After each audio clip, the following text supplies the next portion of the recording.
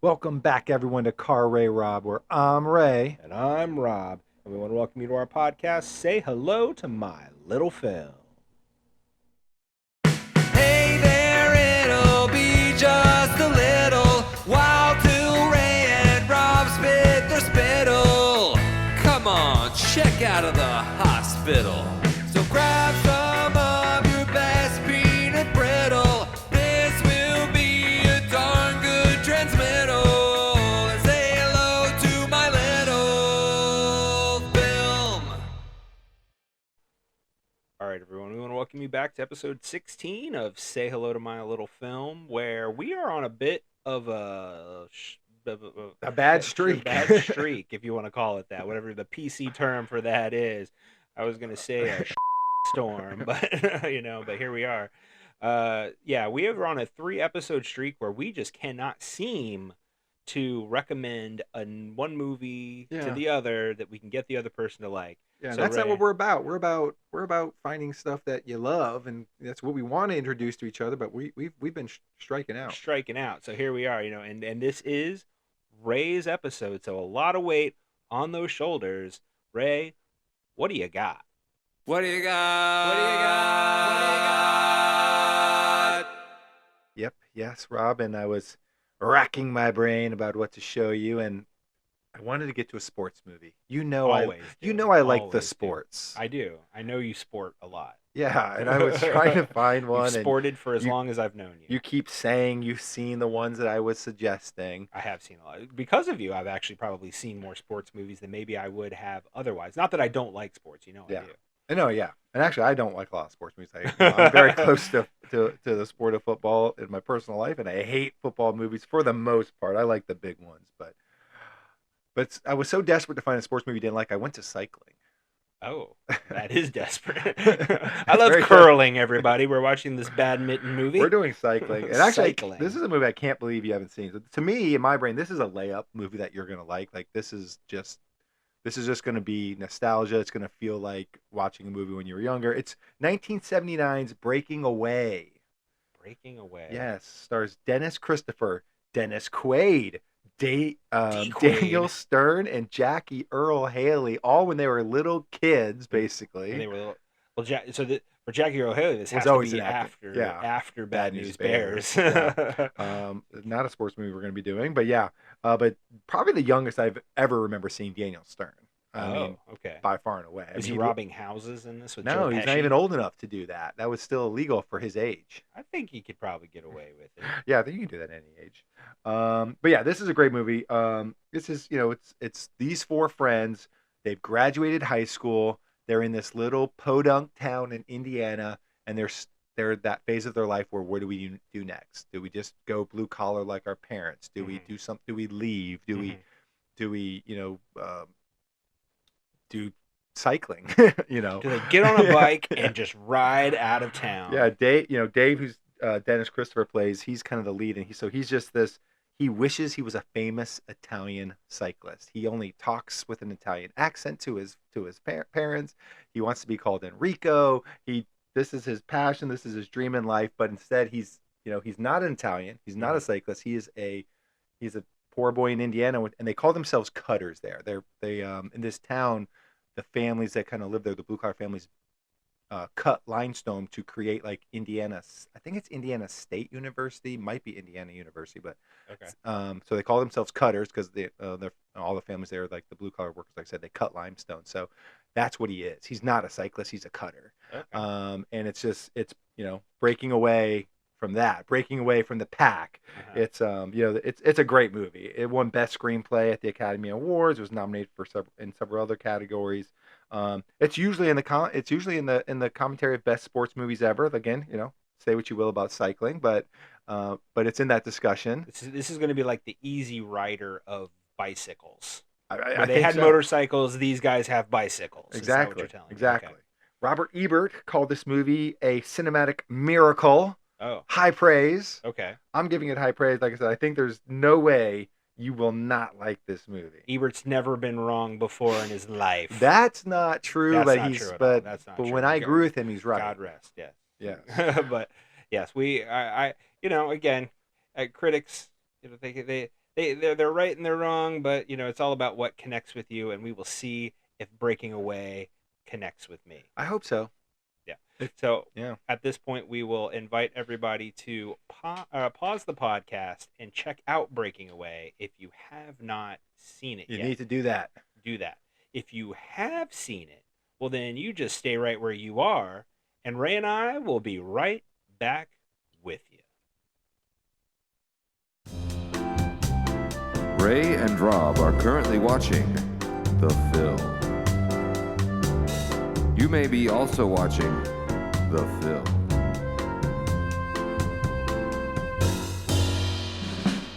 If you're not, then you're listening to me say that Ray and Rob are watching the film.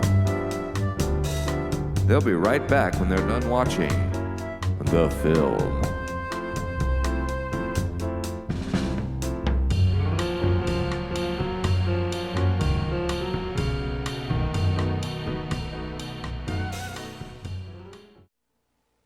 All right, everybody, we're back from watching Breaking Away, and Ray, I don't know why in the beginning you did not just go ahead and tell me that this was a biopic of Holly McClane's coked out co-worker in Die Hard, because he plays Rod, the Hart bully, the Bachner. college bully guy. Yeah, right? Hart Bachner. He has a huge beard in Die Hard. Yeah, I don't think I've ever put that together till right now. yeah, it is.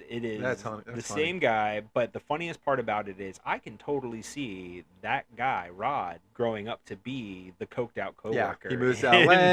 Die Yeah. Hard. Exactly, grows a beard, becomes a total jerk. Thinks he can everyone's freaking already work told- with terrorists. Yeah. Exactly. He strikes me as that kind of guy. I'm sure it was the same. So I'm gonna believe. Same universe. I'm gonna tie it together. Breaking Away is a biopic for Holly McClane's coked out coworker. I forgot his name, but yes. Yeah, it's important.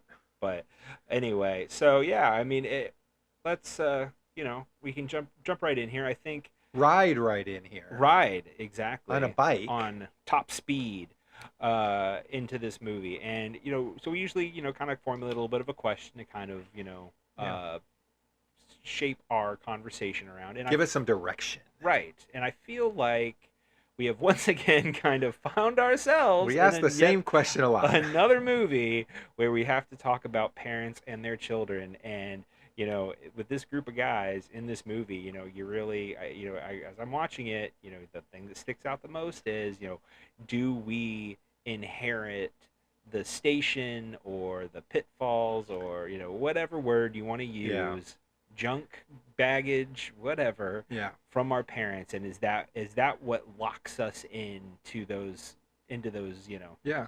those situations, that station in life? Yeah. Nature versus nurture. I think we have to talk about it. It might be, I think we might be treading a similar question, but with this movie, I think we'll be able to tackle it from a different enough issue. But I think one way we can even get into that question, Rob, is what in the before section, I did have to frame this movie as a sports movie. You have to. I mean, it's considered, a pretty famous sports movie, maybe a top 10 sports movie, however you want to phrase it. Sure. I struggle with the idea of, is this really a sports movie every time I watch it, though? What about you? Same. Yeah. Absolutely. I was thinking this whole time, I'm like, there's a sport that kind of runs through the central storyline for obvious reasons, and the climax is centered around Right. a sport. But to be honest, one of the four guys is the only one who really even cares about the sport. The others do it for really ulterior motives. Yeah, they are not passionate about cycling in any way. No, and even after the climax, it's not like I would say that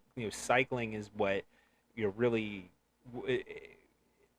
was where Dave, the main character, even kind of ended up. Yeah, I don't think so. I don't know what makes a sport movie a sport movie. Is it just that there's a sport in there, Right. or or is it that the sport defines the character in some way? Right. Little Giants, they're Right. defined by being football players. It helps them, that sport helps them Right. personally grow. But I think in a lot of this movie, it's like we kind of mentioned in the question, it's inherent, it's the issues that they're inheriting from their parents, and they don't overcome it because they rode the bike. They overcame it because of the situations and the interactions.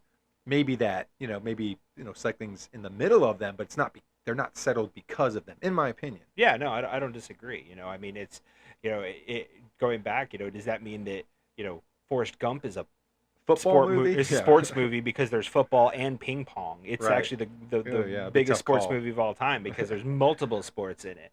So yeah, I mean, I think that's a really great question. I think, yeah, maybe we'll tackle both. Yeah. Let's kind of tackle both as we talk through this movie. Well, let's talk about the main cyclist, Dave, Definitely. played by Dennis Christopher. I kind of said in the before section, he's passionate about cycling. He's passionate about Italian cyclists. He speaks with an Italian accent. He wants to be called Enrico.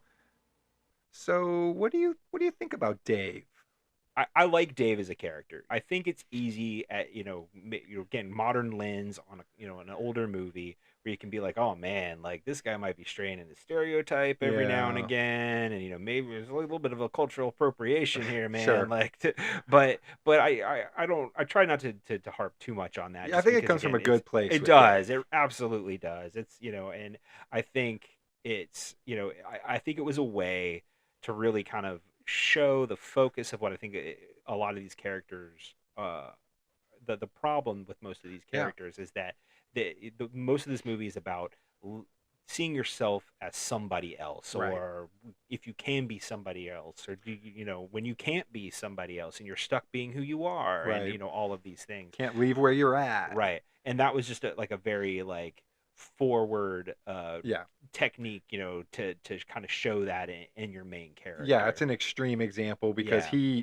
I think Dave truly wishes he was Italian and Sure. living in Italy and Right. being on the Italian cycling team. And, he is legitimately trying to learn Italian. And so he talks with a bit of a played accent, but that Right. might just be all he knows. In Bloomington, Indiana, at that time, what experience was he getting at, what a real Italian accent would sound like. Right. So, Absolutely.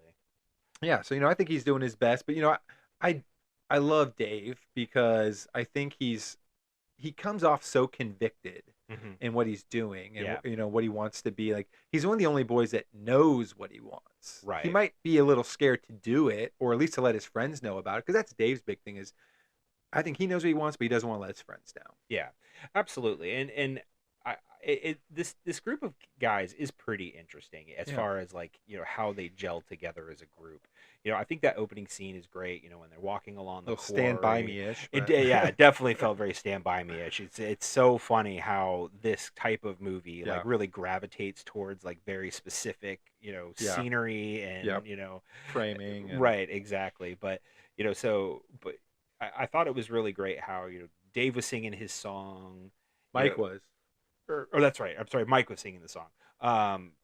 Mike was singing the song, and it kind of set the stage of where these guys are. Like you kind of felt like where they were, maybe even social economically or whatever. Yeah.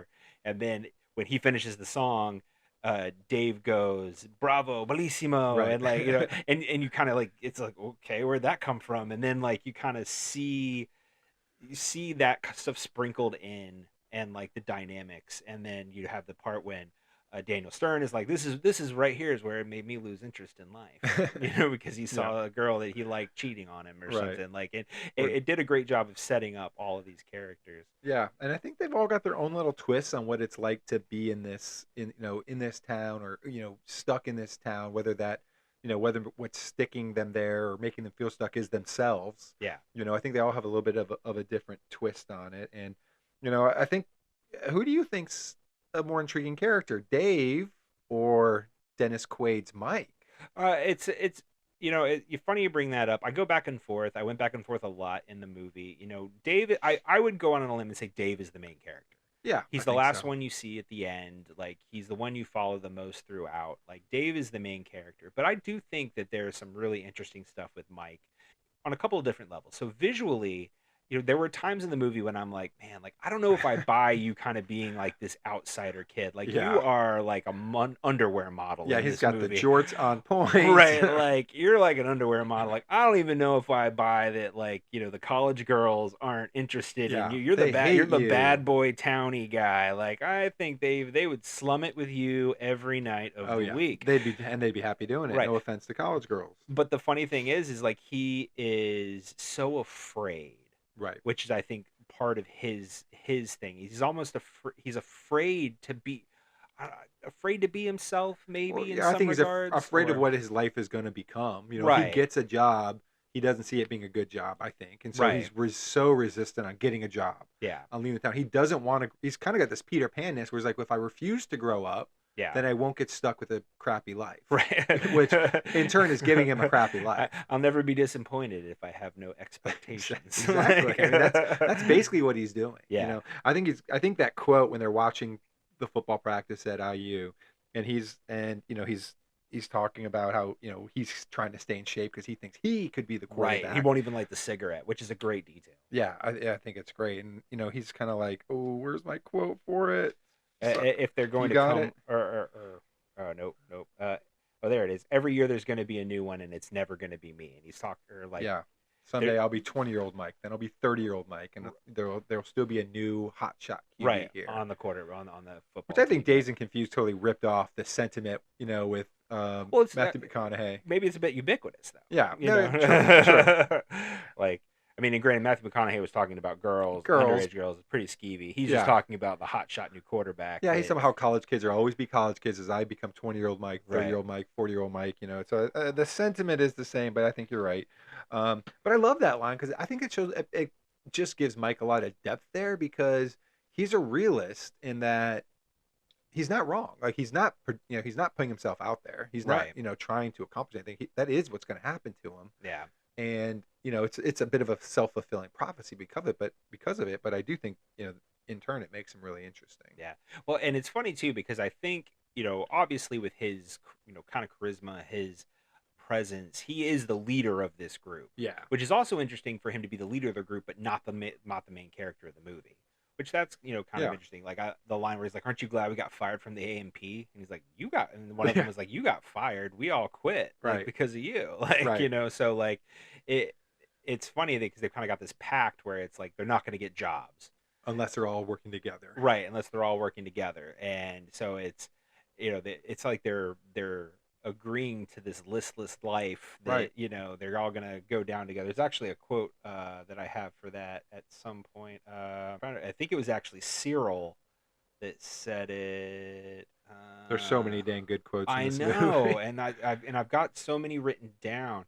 Oh, I thought we were gonna waste our whole lives together. Yeah. There it is. Yeah, I thought that was the plan. Yeah. I thought we were gonna waste our whole lives together. Exactly. Yeah, when Mike starts getting a little discontent about I think Dave not joining this the cycling tournament that they're trying to get into, whatever it is, and Mike's trying to push back, and Mooch is like, "No, you've said this was the plan." Right. Yeah. So it's good that they do still call Mike out on his crap, but yeah, I just I think for me, I love the dad. I love Paul Dooley. I love Dave's dad.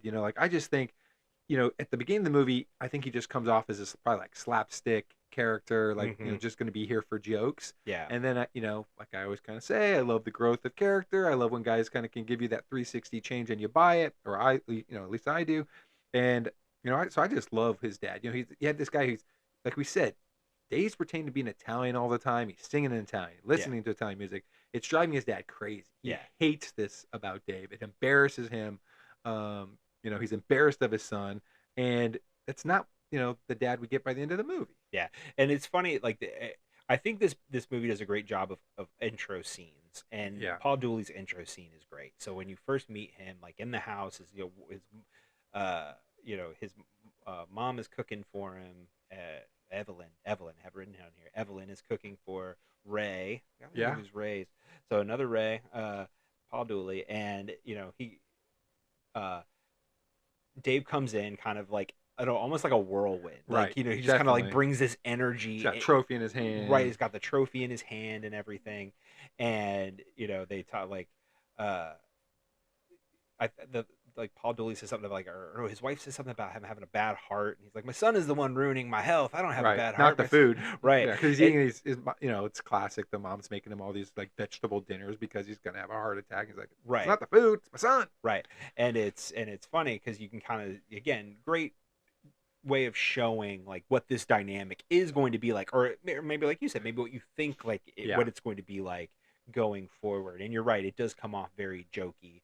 But there's also some serious stuff in there, that I think that they set up for Paul Dooley about how he feels about himself and his life, and even like some of the contradictions that I think he kind of deals with Yeah. going forward.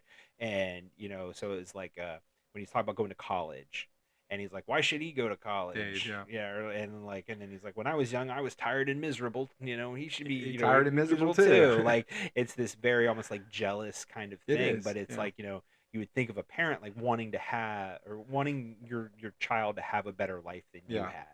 But also, I do feel like Paul Dooley has this really interesting hang up of not wanting his child to have a better life than he had, and then look down on him, on Paul Right. Dooley for not having that life. Yeah. You know what I mean? Yeah, because I think thinking about the question that we asked, I think the parents, and really Paul Dewey's the only parent that we really see, but if you just project that onto the others, I think the parents have the same issue, and I think Yeah. Paul Dooley is a guy who like he wasn't able to escape. I love, when one of the things when they're talking about like when they're him and Dave when they're kind of mending their relationship, and I'm skipping ahead a little bit, but when he's walking through Indiana University, it's it's all built of limestone. And he says, "We built this, and I don't feel comfortable here." Right. Like it's almost like we built something that was too good for us. Yeah. And I think that's the mindset that they all kind of share. Like they're not supposed to have anything good. Like Yeah. they're supposed to be these townies, these cutters who live in Bloomington, Indiana, or Bloomingdale, Indiana, and that's all they're going to be. Bloomington, you're right. Oh, Bloomington. Yeah.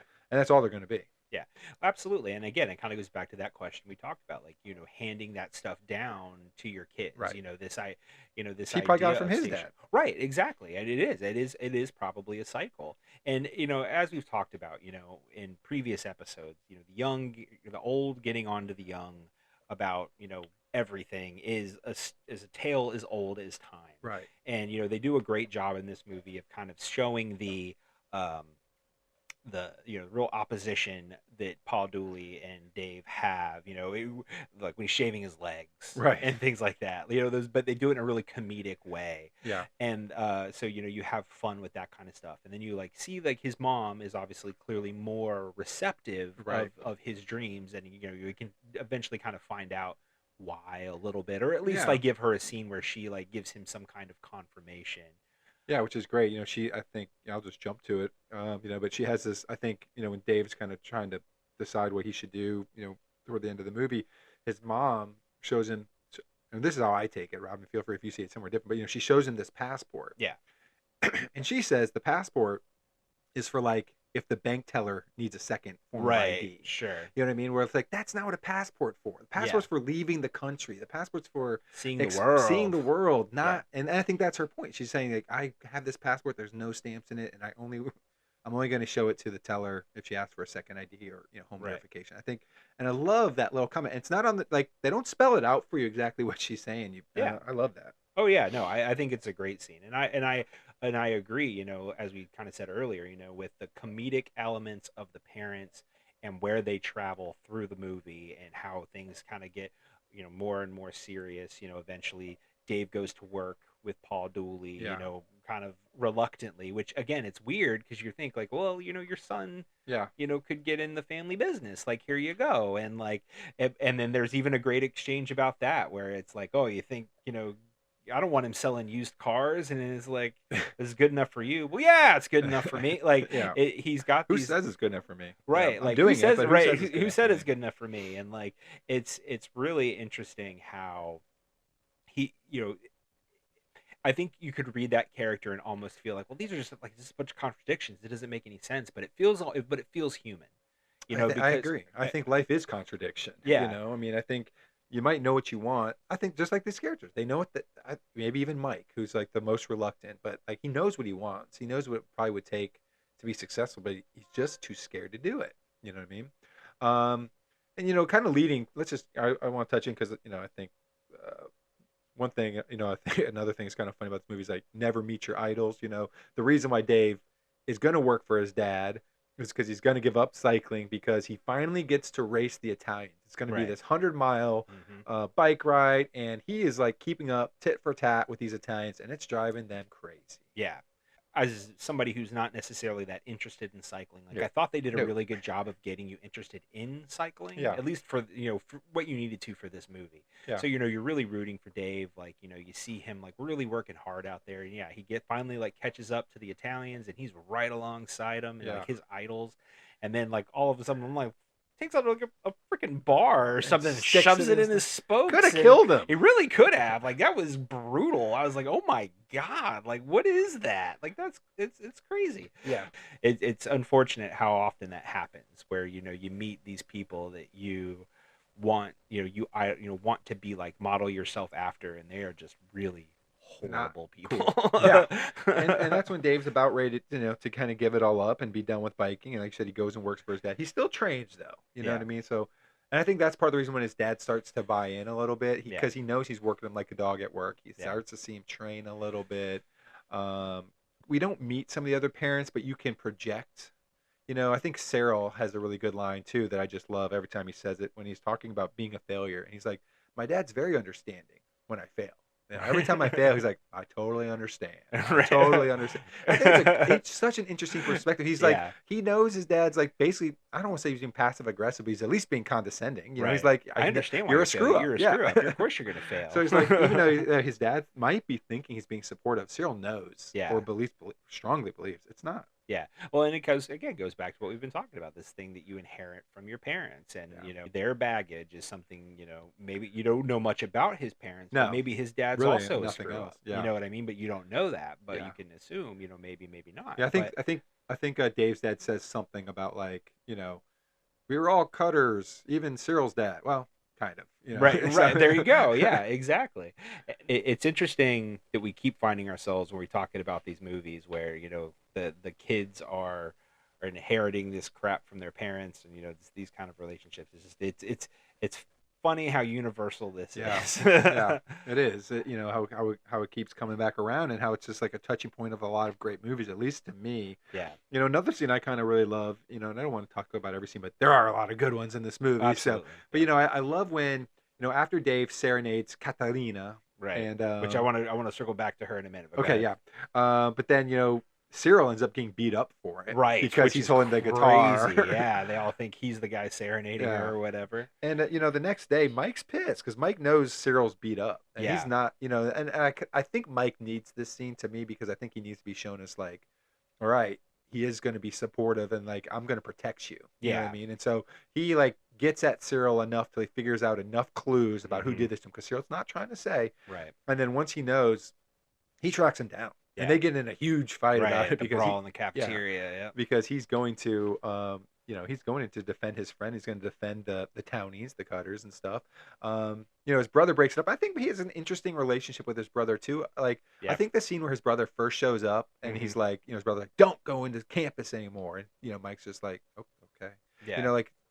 As tough as Mike is, he's too timid to talk back to his brother, or too respectful. I don't know. His brother's he's a cop. Yeah, his brother's a cop, but his brother really doesn't do anything. Like, he's not being a douche. Like, he's not coming off like a like an absolute jerk to Cyril, to Mike. He's just being like, don't hot rod. He's like, I wasn't. You know what I mean? But definitely, I know. I just think like you said, like Mike's got a lot of interesting things about him too, and there's depth to a lot of these characters. Yeah. Well, and I also think, to be fair, Mike's carrying around a lot of anger. Oh, yeah. And, like, I think for that was a scene where it was, he had an excuse. He finally, like, felt like he had an excuse to go and just knock the crap out of all of these guys. Yeah.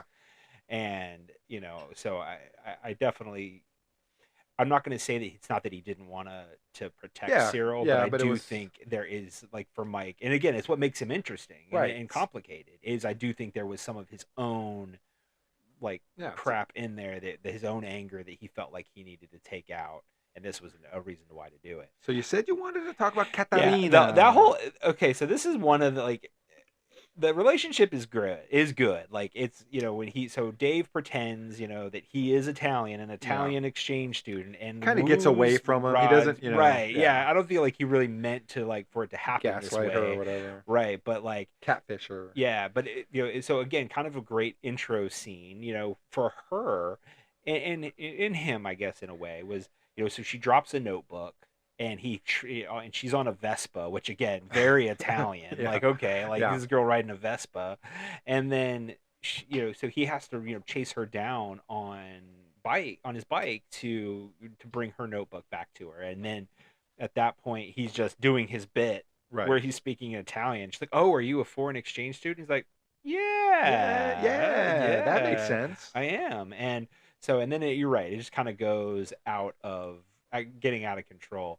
But I mean, it's from so there's a couple things. Obviously, it got away from him, but he also does it because in his mind he knows that she'll turn away from him if she from knows regular old right, Dave, yeah. regular old Dave, because he's in his mind because he's a cutter, Right. and like that whole thing. So, yeah, and their relationship kind of spirals from there. But what are you? Yeah, no, I think it's great. It's not necessarily something you've never seen before, Right. Oh yeah, no. with a yeah. twist on it. What's going to happen next? Eventually, she's going to find out he's not Italian. They're going to Right. break up and stuff. But I still think it serves a purpose, because she still inspired him a little bit, like Definitely. and he inspired her too. Like, she's going to go hang out with her parents and go to Italy, which she didn't think her parents really cared about her, Right. and she tells Dave, she's like, "You're gonna go somewhere." He's like, "I'm not going to Italy." He's like, "We'll see." You know Right. what I Well, mean? no, he said, "I'm not going anywhere." Yeah, I'm not going I'm anywhere. not going And then anywhere. she's like, "I'm not so sure about that." Yeah, don't be so sure about that. Yeah. So Absolutely. The scene where he comes clean to her, this was the only scene in the movie where I was like, wait, what? What's happening? Yeah. And like, I don't know if it was just the way it was written or the way she acted the scene, but I will say, like, of all the scenes in the movie, this was the one that was kind of like, like I couldn't, like, so like she walks up to him and he's not speaking Italian or in even like an Italian accent or anything. He's just speaking like Dave, and she's like, "Oh, you sound funny," and like, I think she thinks he's doing an American accent. Right. Well, I also so I couldn't tell if she knew the whole time, and that's what they were. At first, I couldn't like. Did you know the whole time? And you're just like, I was just goofing along with you, but I liked the ride or whatever. But then she finds out, like, and then it's like clear that she didn't know, right? And it gets serious, and then she like starts like freaking out and crying and slaps him, and I'm just kind of like, this scene feels really weird and all over the place. It's a little because it's like he's clearly not like doing a joke. He's like, "Get away from me! I'm not the person you thought I was." Like, are you doing an impression of an American? Like, no, I'm not. Like, this isn't funny. Like, I'm not doing a bit right now. So, I totally agree with that. It clunks there a little bit, but. Like I said, and really, like, when she comes back, she's just okay with it. Like, she's like, "Oh, whatever." Yeah, he was still cool, dude. Well, absolutely. But real side note though, one cameo, I'll say cameo because she's really only in it like she has one scene with lines. Is PJ Souls? She's the friend who calls Rod on the phone. PJ Souls is great. Like, she's from Halloween, Private Benjamin, Stripes. Like, she's just great actress. She was in Carrie. So it's always fun when PJ Souls kind of pops up, but like she was very much like of that late 70s era, early 80s. So it was pretty stoked to see PJ Souls. Let's we've talked about the word cutter a little bit. I think I want to go into cutter a little bit. I think this is good. Kind of the central point of the movie. So a cutter is, if you live here in Bloomington, you made the kind of what I said. You made this Indiana University from cut limestone, right? Like, and it's kind of like a defining feature of the town. And so, but that's like, that's another name for townies, right? But it's this thing that you can't get away from being a cutter. At least what the boys think, that they can't get away from from being a cutter. And I just want to talk about the scene going back to when Dave and his dad are walking through Indiana University. I think the scene is great when they talk about being a cutter. Yeah. I think when Ray, Dave's dad, they're talking about not feeling comfortable, whatever, and then Dave eventually says like, "Well, I'm a cutter," and Ray's like, "You're not a cutter, right? I'm a cutter," and it's like, and not in like in a why are you calling yourself that? Like in a you don't sell yourself short like this. Right. You know what I mean? Like don't pigeonhole yourself like this. Like, it's probably my favorite line in the movie. It's like so simple, but it's like it's a bit of a gut punch, but it's like, you're not a cutter. Yeah. Like, well, and it's funny too because I will venture to say I haven't heard that response to a conversation like this in a movie, because this type of thing is not like Breaking Away is not the only movie to ever cover this specific. We've talked about quite a few, right? Where this kind of class, class stratification, warfare, class warfare, like this kind of thing, and so, but it is interesting, like to have a dad be like that. That's me. That's me. It's not you. Right. Like you've never even worked in the quarry. Quarry. So it's like, you're not a cutter. I'm a cutter. Yeah. And I think it was very freeing for Dave in that moment to like have his dad like kind of be like, dude, you can be whatever you want. Like, Right. even with his contradictions, if they're like, why do you go to college? Oh, you're gonna thumb your degree at me or whatever, Right. all of these contradictions. Like in the end, he basically says like, you can, Yeah. you can do whatever you want. I think his dad walking that campus is realizing some of things, realizing some of those contradictions. Because another great line he says is before the cutter line, but he's like, he talks about how he was was a cutter for 20 years. He's like 20 years of my hard work and all you guys get out of it is a hole in the ground. Is our I holes love in the that. ground. Like, oh my god, I wrote that down too. That Yeah. line is fantastic. And I think that's him realizing, I put you in this box. You're better than this. Yeah.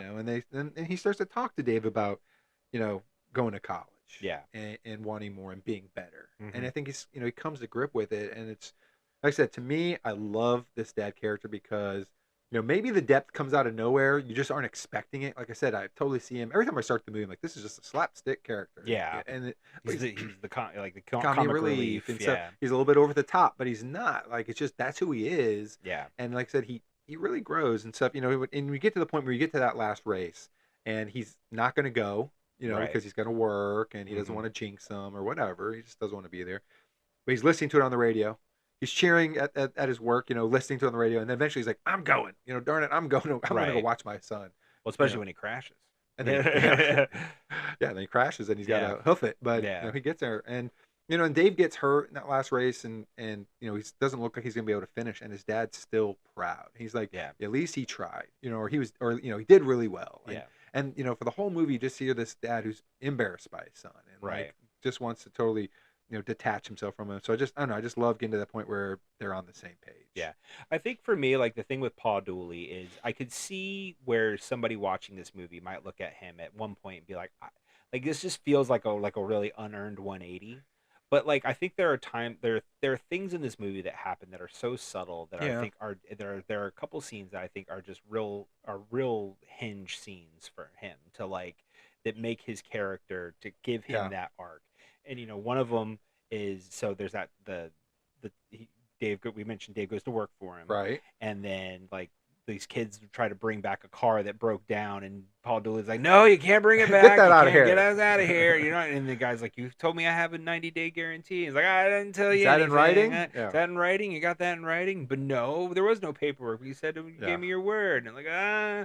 And then Dave's like, well, if you said he gave him his word, you give him his money back. And, Right. Give him a and refund. and then the guy's like, I just want a refund. And then Paul Dooley basically has a heart attack because he heard the word refund. And as he's like in his bed, he's like, refund. Refund. Yeah, it's hilarious. But yeah, so he has a near-death experience. So. Right. He You know does what I have mean? that near-death experience, which is definitely part of it.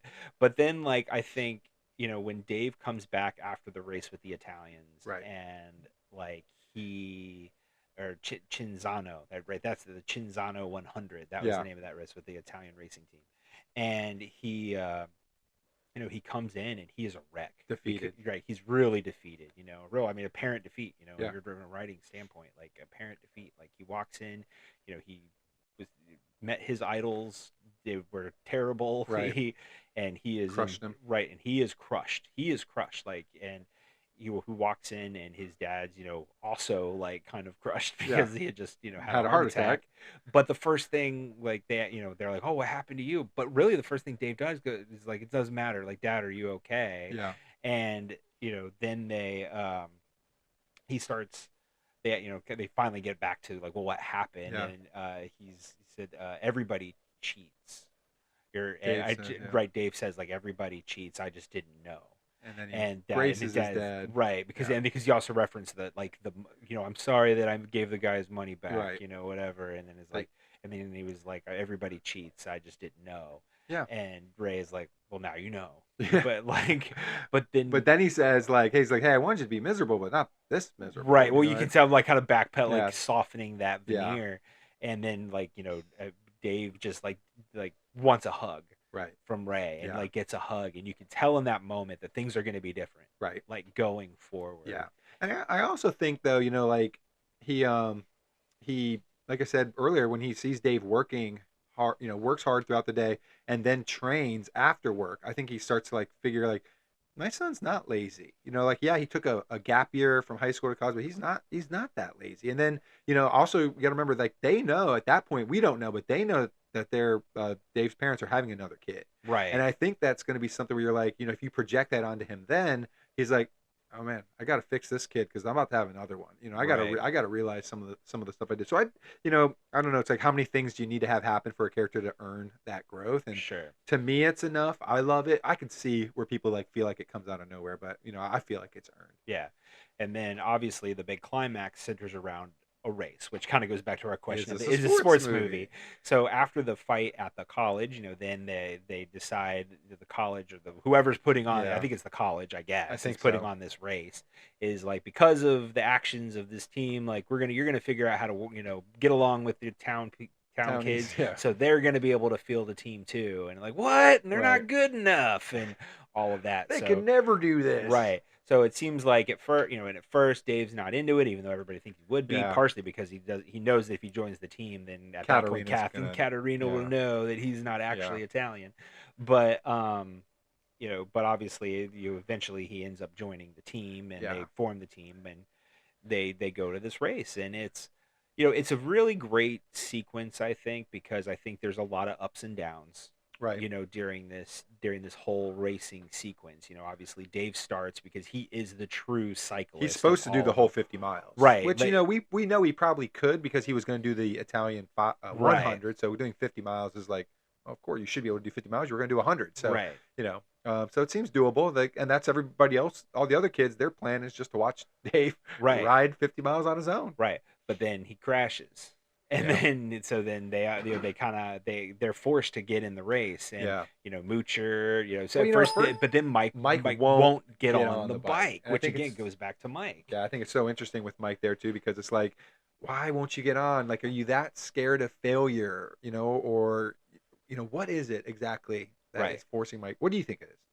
What's forcing? Well, I mean, I think it's that fear of, failure. Yeah. I mean, I think there is a bit of that. Like, I think that's why he doesn't have a job, why he doesn't. It's a fear of failure. It's, you know, he sees so little of himself, thinks so little of himself. And his six pack, right, and his amazing six pack.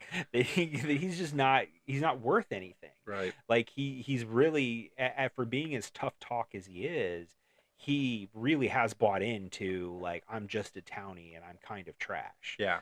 So in this moment, you know, when he again has this opportunity to show who he is, show his worth, or whatever, however you want to say it, get on the bike and ride. Yeah. Nope. He can't do it. Not at first. Mooch has to go, and then Cyril has to go, and then eventually, I think the hot rod team like throws an insult their way, and you know, anger is a great motivator for Mike, and so he jumps on the bike, and I love when he does go, because it's growth. Like, all right, probably not going to win. Like, it seems like we won't, and I'm still gonna do this because you know, I love his brother's like, go get him, Cutter, and like, it just like, now it's a compliment. You know, it's not a derogatory statement anymore. Right. Well, and they're wearing the shirts. Right. So like Evelyn made them all shirts that say Cutters. So by this point, it's like they're embracing that. Who they are. Yeah. It's not going to be this weight on their shoulders anymore. Right. It's going to be what inspires them to go further. Yeah. But obviously, like, Dave got to come back. Like, you know, he kind of goes through like a bit of an emotional roller coaster after the crash. They get him taped up and everything, and then, you know, they're all kind of like settling. It seems like on the sideline. It's like, well, we showed him, you know, and like, we didn't show him anything. And then he like goes and he gets on the bike, and I'm not gonna lie, those last like 15 laps that he does, you know, and you're kind of watching it. I was really into cycling. 15 laps. I was like, take the inside lane. Take the inside lane. Like, it was. And then, like last lap when he comes around, and I'm like thinking, oh man, here he's coming up the round. He's like, oh, we can't cut him off. And he's coming around, and then the last turn, and like, oh, take the inside. He's taking the inside lane. He's gonna do it. Ah, Cutter's win. And it was like, I was sold. Like, for somebody who doesn't care one bit about cycling. Not going to watch it on ESPN during the Tour de France. Maybe on the Ocho. Right. But like, I am definitely, I was definitely on board for that, you know, 15 laps of cycling. And so then the question is that enough to make it a sports movie? I think kind of no, because to me, I agree. I'm so fulfilled at that moment when like we were talking about, when Dave and his dad embrace and they hug. Yeah. And like, that to me is the completion of the lead character's arc. Yeah. Like, So I'm sold there. Like this movie is done, and the sports is just a little bit of a cherry on top. Right. Well, especially because again, this group of 4 people, there's only one of the 4 people that even care about cycling. Right. So, like, if this is just Dave's movie, then sure, maybe you could call it a sports movie. But for me, I feel like with all the other characters and all of their arcs and everything, I think they really transcend just being a sports movie. Not that being a sports movie is a bad thing, though. Yeah, no. Like, I don't want it to take it that way. You Right. know, I mean, obviously there are great sports Sure. movies, and and I think I don't think there's any detraction from this movie by calling it a sports movie. No. I don't I'm not saying it's like, I don't think it's a derogatory way to look at it by any means. Right. Yeah, it serves a purpose, and it's fun. Like I said, they do a good job of making it fun. I think there's lots of scenes that make fun. I like when he's riding behind the pickup truck or the 16-wheeled semi truck. Yeah. And I love when the driver's like giving him fingers for how fast he's going. I'm like, I'm into this. Yeah. So I'm like, faster, Dave, faster. But so I think they do a good job with all that stuff. Like you said, they get you into cycling. It's just I think, but I do think the movie is more than that. I don't want people to be like, I don't watch sports movies, so I'd miss this. Oh no, still check this out. Right. All right, Robin, we can't stop talking about breaking away until we remind everybody that Dave finally has broke away from this Italian stereotyping personality, split half Italian guy, but he does become French. Right, he becomes a Francophile. He becomes a Francophile very quickly because he meets a French girl who's trying to find her way around. And the campus. Tour de France is huge, so of course he'd want to do the Tour de France. Well, exactly, and but it's funny because it shows he goes to college, which I think is another thing that makes this maybe not necessarily a sports movie, because it's not like, oh, I won the cycling race, so now I'm going to go and do the Tour de France or something like that. It's I'm going to college, which is, so the main crux is I can be more than my station, and I'm going to college, and I'm going to be more. Right. And it wasn't about getting a scholarship Right. to the cycling team. It was it was about becoming French. Yeah, becoming French and being a hot French chick. Right. Which, I mean, yeah, exactly. I mean, I'm not surprised he became French. Oh after yeah, it meeting makes a ton of her, sense. Well, let's see, Rob. I'm gonna make you answer our question about your station in life. Do we inherit things from our parents that we can't break away from? Aha! I see what you did there. Oh my gosh, is that the point? Okay, so answer. What do you think? What does this movie say, at least? Yeah, I mean, as we explore all of these movies that we have seemed to have run across that kind of tackle this same thing. Yeah, I mean, it's very hard. Obviously, in this movie, they do, I think, break away. Well, at least Dave does. Yeah, you don't really find out what anybody else does, which again, maybe makes it more Dave's movie, than anything else. Mooch got married. Mooch got married, which, I mean, real fast. Yeah. That scene is fantastic. I Chips love in a buck. Oh my God! Like, I only brought $4. I'm gonna bring. Oh, I got $1, and we'll go Dutch on a marriage license.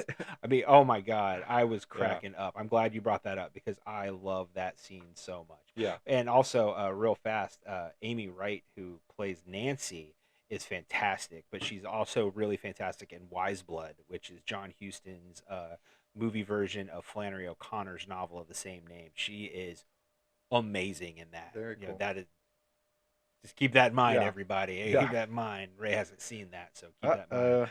But going back to sidetrack. Sorry, Answer the everybody. question, Sorry, darn answer it. the question. Yeah, yeah. I mean, I think, can you escape it? Yeah, especially as far as this movie is concerned. Yeah, you absolutely can. And Or embrace it. or I think embrace probably, it, probably yeah. that's all we get from Mike. Like, Right. we don't see what happens to him, and maybe he never leaves Bloomington, but I think he's able to embrace the cutter and not wear it as a Definitely. chain around his neck. And because of all that, like, I do think, for the second part, it does transcend being a sports movie. Yeah. I think it really does. Like, even, as we said, it does kind of end up maybe being mostly Dave's movie by the end, because again, you're the one, Right. he's the one you really get some closure with. But I still think even with that, this becomes way more than just your average sports movie. All right, Rob. So now the even bigger question: did you like this movie, and would you recommend it to somebody? You gotta break the streak. We're on our streak. It was the third time. Definitely wasn't the charm. Is the fourth time going to be the charm? Coming around the bend. We're coming around. Taking the inside lane. Take the inside lane. Take the inside. Yes. Yes. I thank loved you. this movie. I loved Great. it. I will recommend it to everybody. I am saddened that it took me this long to see it. Yeah. Like you said, there are just 100 good lines in this movie Yeah. that are just absolutely fantastic. I love every character. I think they're all complex and interesting. As far as you could call it a sports movie, don't call it a sports movie. I don't think it matters. I think this is a Yeah. great movie that everyone will love. Go check this movie out if you haven't already. Rob told you to. Why wouldn't you? Right? Unless it's Pink Flamingos. Then. True. All right, Ray. Before we break away from this episode, Ooh, puns. Love them. it's what we do here at Car Ray, Rob. That's why people pay us the big bucks. But also, I want to know, what have you been watching, man? What have you been watching lately? Actually, since our last podcast 2 weeks ago, I watched quite a few things. Kingdom of the Planet of the Apes. Oh, sure. I know you talked about that on this show. Yep, saw it in the theater. Made me want to see it. I checked it out. I dug it. I like the relaunch of this new world. I like where the movie ended. I'm like, I can see a new trilogy. This could work. Yeah, I was glad to see they could kind of keep things going post Caesar. You never know, Yeah. like when you're kind of like drastically changing things. So yeah, I think it's a good start. Yeah, it's a good thing. Some good like culty things that the apes are Yeah. in the April that's starting off. I like it. I think it could be interesting, complex stuff going forward. Ghostbusters Frozen Empire. I Ah. can't remember if we talked about that. I on actually the can't either. I podcast. have watched it, but I don't know. I if know did. we've talked Yeah, about I don't it, know if so I did talk about I it on finally here. got to watch it, and I like it. Yeah, I liked it. I thought it was fine. I thought it was as successful as Afterlife was. yeah, I agree, and I think Afterlife was a little under appreciated in my opinion. This one was more so. I don't know if maybe people felt the more inclusion of the original Ghostbusters maybe felt it maybe made it feel a little bit more desperate. Yeah. But I really thought some of the stuff like they did with McKenna Grace's character was really Yeah. good this season with the ghost. Yeah. That she was kind of kind of Wooing. almost like romantically entwined with. I thought that stuff was actually Yeah. really good. So I'm in agreement. I thought it was pretty good. And then we saw Deadpool and Wolverine We at did. the theater, We did. and I thought it was hilarious. Absolutely. I think if people are going, I know people these last couple of weeks, because I think we probably saw it like exactly 2 weeks ago. People have nitpicked the plot a little bit, like it's I it's don't kind of care. thin. I'm like, I that's don't not. care. Yeah, we don't. It was funny. I thought it was funny. Hold on, I'm gonna check my care meter. Oh, it's empty. Yeah. I don't care. The action was fun, and Yeah. the characters had home runs and everything they said. It was exactly what I wanted it to be, and I thought for it being now in the MCU, I was worried. Deadpool being Deadpool in the MCU, I didn't know how that was gonna work, but Yeah. I think they were able to kind of take the two worlds that were already established, bring them together, and synthesize them in a way that felt natural and still a lot of fun. And still felt like Deadpool. Didn't feel like they held back at all. Not at all. So, Not yeah. at all. What did you watch, Rob? Let's see. Well, I did watch Jackpot. Ooh, I forgot. I watched Jackpot too. Yep, the Paul Feig movie with John Cena and Aquafina. Ooh, they rhyme. They Their do names rhyme. And you know what? With as good as they rhyme, their names rhyme, I think their chemistry is that good. Yeah. Now, the movie as a whole, Yeah. not as much. Kind of fun. Yeah. Like, I think you kind of said, we talked about this a second ago, but you said didn't feel like a waste of time watching it, Yeah. but you don't get maybe doesn't give you all kinds of that was really fun, but it was not a waste of time. Yeah. I think that's a great description. I think at the end of the day, they're great together. I had fun watching it, but would I rewatch it? Nah, probably not. There are No. other Aquafina movies, other Cena movies that I would probably watch. But it was an interesting concept. Yeah. Simu Liu was in it, who Yeah. I do enjoy. I like seeing him more. Yeah, I think for me, John Cena's last two movies, because I've got to compare this to Ricky Oh, Ricky Stenicki in my Stenicki, brains, yeah. and I think I might rate Jackpot a little higher than Ricky Stenicki. That's But good. in both of those movies, I'm like, I love the concept of both these movies. I just not hate the execution, but the execution was left a lot to be desired. underwhelming. Yeah, a little underwhelming. All right, yeah, no, I'm in agreement. And the other thing I watched, we watched, because the other one thing you We went forgot, to the we went to theaters. the theaters to Yes, see we went to the Alien theater. Romulus this past weekend, which We for did. all you old school Car Ray Rob YouTube watchers, listeners out You have there, to be old school. have to be old school. We did a very famous episode of that show about everything that was wrong with Alien Covenant, because we hated that movie. We did. And I love Alien. I love Aliens. I even like Alien 3. But man, Not 3, Rob. Prometheus, Covenant, God, we hated those movies, Yeah. and we really let you know why. So if you haven't listened to that, watch that episode, by all means, go to YouTube and check that out on our YouTube page. It is still there. But Romulus, Yes. I actually really enjoyed. I'm not like I've said in the podcast before, I don't tend to love horror type movies. I like the Alien franchise. I'm not like super entrenched in the lore.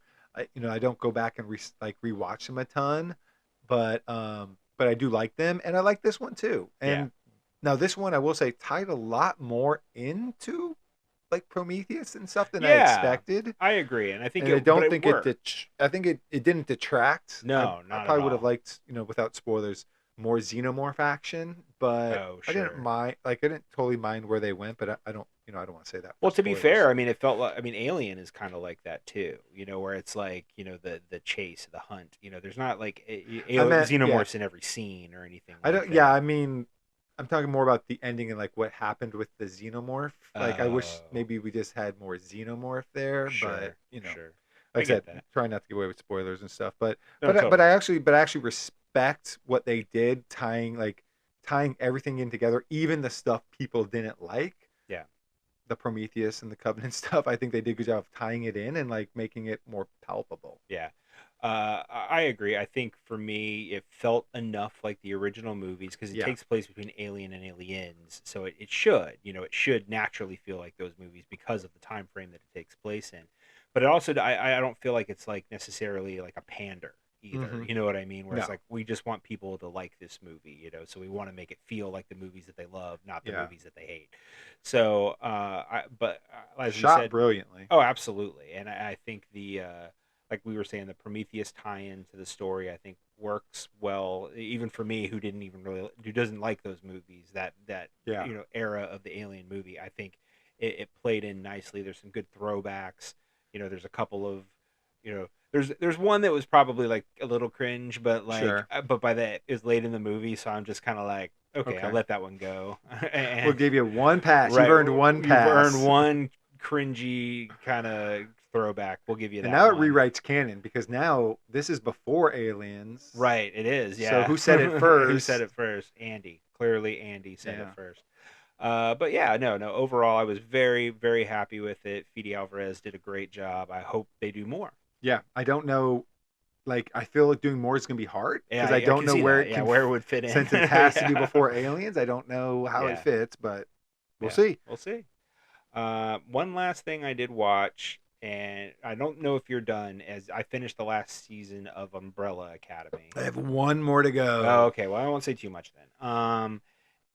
I am not liking it. Yeah, I was gonna say it's not good, and it doesn't really end much better. So I'm not ruining the end, because if you already think that it's not good, then yeah, that's pretty much the end. So it ends very abruptly. It's kind of weird. I feel like for all the seasons that we've kind of spent with these characters, where they end up really just it's such like a forced growth at the Yeah. end, like of their arc, that I'm just kind of like, okay. And I mean, granted, to be fair, I think they'd kind of written themselves into a corner a couple of seasons ago. Probably. They've really been like Yeah. coasting on fumes the last couple of seasons for me.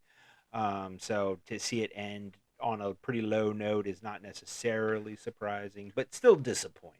Disappointing. I liked how this show started, and Netflix is like so like doesn't give shows a lot of chances. Like, they're so quick to pull the trigger and cancel things. Like, Yeah. the fact that Umbrella Academy got to season 4 is an accomplishment in and of itself. It's You'd true. like to have seen them just be able to hit nail the landing, but like I said, I just don't think the writers really had a long-term No. plan and was able to do it. I've seen them pull the plug on way better shows Oh, yeah. after one season. Yeah. And then other shows just kind of go, and you're like, okay, well, I guess that's the done. age of streaming, right? There's no Yep. making sense of it. Yeah, exactly. All right, Rob. Well, we are done here, and we broke away from our streak of not recommending each other's movies. Woo! That Yes. is excellent. We did an excellent job. If you listened to us this far, you probably did an excellent job listening, but you're not done yet. We need you to do a little bit more than that. We're going to need you to like the podcast. We're going to need you to subscribe to the podcast. We're going to need you to leave a 5-star review if you can. And if you do, we're going to read it live on air. Someday we'll get At to some that. point in life. But if there's also a comment section on whatever Yeah. platform you're listening on. If you love Breaking Away, we want to hear about that. If you didn't, we want to hear about that too. But we wrong also with want to you? hear about any other movie that Ray and I should check out. And we're always looking for another great movie to enjoy. And we'll be back in 2 weeks, and it'll be my movie again. Yes, it Let's is. see You if owe we me a can- good one. Let's see if we can keep this streak alive of actually Yeah. liking the other person's movies.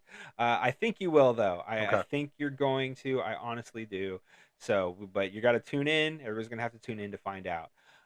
So we'll see you in 2 weeks. But until then, this is Car Ray Rob. Where I'm Ray. And I'm Rob. And remember, be defined by the films you love, not the ones you hate. Hey there, it'll be just a little while till Ray and Rob spit their spittle. Come on, check out of the hospital. So grab some of your best peanut brittle. This will be a darn good transmittal. And say hello to my little film. All right, everybody, I want to give you a little heads up. In 2 weeks, it is going to be my episode again, and I've got something very special for Ray, something I really think he's going to like. We've broken our streak. I think we can keep it alive. I'm going to be recommending to him Wim Wenders' The American Friend. Stars Dennis Hopper and Bruno Gantz. This is one of my favorite movies of Wim Wenders, if not my favorite Wim Wenders movie. I think he's really going to love it. I think you're really going to love it. So before then, check it out and be ready to rock when we are.